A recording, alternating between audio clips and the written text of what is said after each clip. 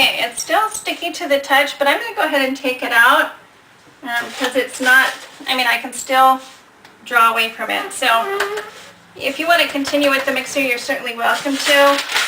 You just don't want to over flour it. Okay, so I'm going to stick some flour on the bottom, and then I will take and peel off this dough with my hands. And then I'm just going to mix the rest of it by hand. Okay. Now let's just take it. Now you see this wasn't incorporated very well, so we're going to just keep mixing this and kneading it until it is.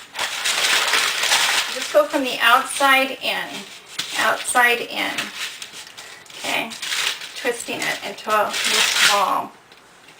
Okay, and kneading it. Outside in. Outside in. Okay, and if you'll see, this is the texture I'm looking for right here. Okay, I can hold it into my hands without it sticking, but it doesn't have too much flour in it. And it forms perfectly into a ball. Of course, I have dough now all over my fingers, which is fine.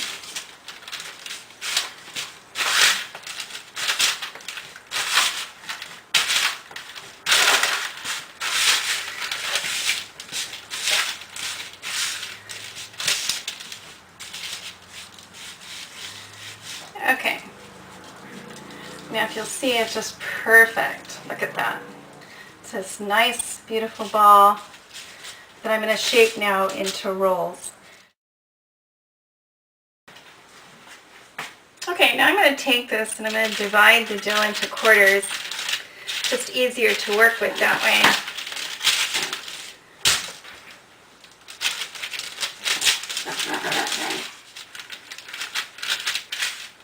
Okay, and I have my lined baking pan here, so when I'm finished rolling these out, then I will just set them there to double in size. Okay, so I'm going to still work with this a little bit. I want to get all the stickiness from the inside manageable so that I don't get it all over my hand. Okay. Now I take the dough and I just squeeze it with my thumb and my pointer finger like this. I squeeze it to determine the size of the roll. Then I take it and I do a little twist on the bottom and then curl it under, and it makes a perfect roll. Okay, let me show you how to do that again. I knead it out. Okay, and then I'm going to form it. And then I'm going to stick it, the dough in between my pointer and my thumb, and I'm going to squeeze really hard. Okay, then use some flour to form it into this ball, and then I'm going to squeeze it and turn the bottom in, and it just makes, again, a perfect roll. You just do that over and over until your tray is full. Again, I'm going to squeeze it again, forefinger and thumb, really hard.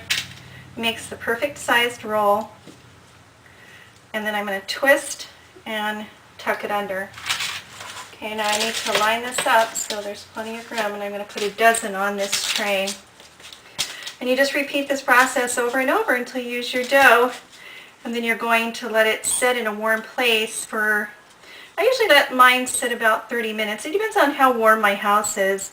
If my house is really warm, then it won't take long at all for them to double in size. If it's really cold, it sometimes takes a little bit longer. Sometimes I have to go to 45 minutes. Okay, again, just twist and tuck. Okay, just repeat that over and over until your rolls are ready to sit in a warm place and double. As you can see, I've rolled out all 24 of my rolls here, 2 dozen, makes 2 dozen.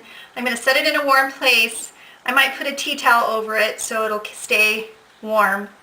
And in 30 minutes I will check to see if they've doubled in size.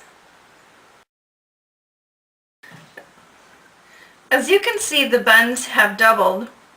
So I'm going to bake them at 350 for about 10 minutes. I've just finished baking these rolls, and aren't they just gorgeous? They're just perfectly brown, a little brown on the bottom, and they'll just go great with whatever dinner party you're going to, or even a dinner party that you're giving. People just love them. They're my most requested bread.